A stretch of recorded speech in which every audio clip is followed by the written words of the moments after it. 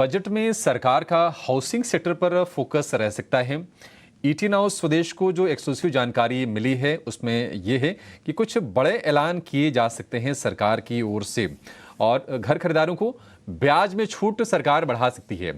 पूरी खबर क्या है, क्या जानकारी है, हमारे साथ हमारे सहयोगी प्रकाश प्रियदर्शी जुड़ गए हैं। प्रकाश बताइए, क्या अपडेट्स हैं आपके पास? देखिए, सूत्रों के हवाले से जो जानकारी हमें मिल रही है उसके हिसाब से आगामी बजट में सरकार हाउसिंग सेक्टर के लिए बड़े ऐलान कर सकती है। सूत्र हमें बता रहे हैं कि इसके पीछे की दो वजहें हैं। एक तो सरकार देश भर में अतिरिक्त 3 करोड़ घरों का निर्माण करना चाहती है और साथ ही साथ एक नई हाउसिंग स्कीम जिसकी घोषणा पहले ही अंतरिम बजट में की जा चुकी है, उसके लिए भी फंड एलोकेशन करना है।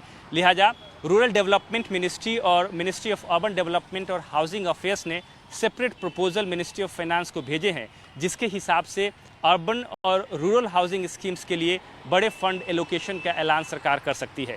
सूत्र हमें बता रहे हैं कि अर्बन पुअर और मिडिल क्लास के लिए जिस हाउसिंग स्कीम की घोषणा हुई है उसकी मोडालिटीज़ पर दोनों ही मंत्रालय यानी कि मिनिस्ट्री ऑफ फाइनेंस और मिनिस्ट्री ऑफ हाउसिंग अफेयर्स काम कर रहे थे, जिसको कि अब फाइनल कर लिया गया है और आगामी बजट में इसके लिए फंड एलोकेशन किया जाएगा, जो कि 50 से 60 हज़ार करोड़ रुपए के आसपास हो सकता है। क्योंकि ये जो हाउसिंग स्कीम है अर्बन पुअर और मिडिल क्लास को ध्यान में रखकर तैयार किया जा रहा है, लिहाजा उन्हें इंटरेस्ट सबवेंशन का बेनिफिट भी मिलेगा, जो कि 3 से 6% के रेंज में हो सकता है। सूत्र हमें बता रहे हैं कि इसको लेकर सारी तैयारियां पूरी की गई हैं और फंड एलोकेशन का काम बाकी था, जो कि अंतरिम बजट में नहीं हो सका था। आगामी बजट में इसकी घोषणा की जाएगी। जो दूसरा अहम ऐलान है वो दरअसल पीएम आवास योजना रूरल से संबंधित है, जिसके लिए सरकार ओवरऑल फंड एलोकेशन में करीब 15 से 20% तक की बढ़ोतरी कर सकती है, डिमांड को देखते हुए, क्योंकि कई राज्य सरकारों ने एडिशनल एलोकेशन की मांग की है। लिहाजा इसमें बढ़ोतरी की जा सकती है। इस वक्त करीब 80 हज़ार करोड़ रुपए का एलोकेशन है, जिसमें 15 से 20% की बढ़ोतरी की जा सकती है। जी ठीक है, तो प्रधानमंत्री आवास योजना जो है उसमें अंतरिम बजट में 80,000 करोड़ का आवंटन था और देखिए ये कई बार ना प्रेडिक्टेबल हो जाता है कि बजट में क्या आएगा। आप सरकार देखिए, उसी घोषणा पत्र को पढ़िए और चूंकि जो प्रॉमिसेस किए हैं बीजेपी की सरकार ने अपने पिछले 2 सरकारों में, उसको कमोबेश पूरा करने की कोशिश भी की है। आपसे एक रिएक्शन इस पर चाहेंगे, टिप्पणी चाहेंगे विनीत सर।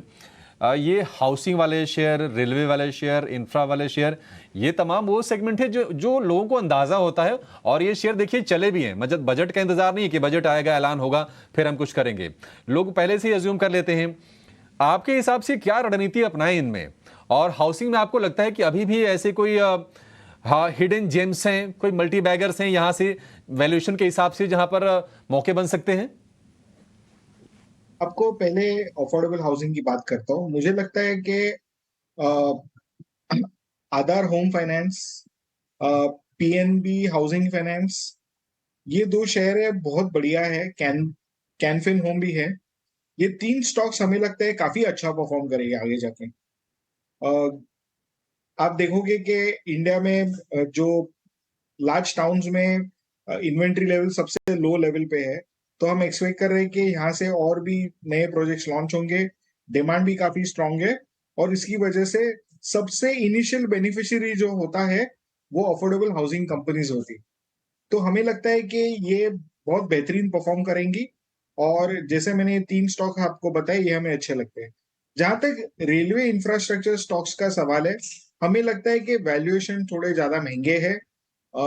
हमें लगता है कि ये मुनासिब लेवल्स नहीं है बाइंग करने के लिए। अगर आपके पास स्टॉक है तो टाइट स्टॉप लॉस लगा के इसको आप राइड कर सकते हैं। तीसरी चीज आपने कहा इंफ्रास्ट्रक्चर कंपनीज।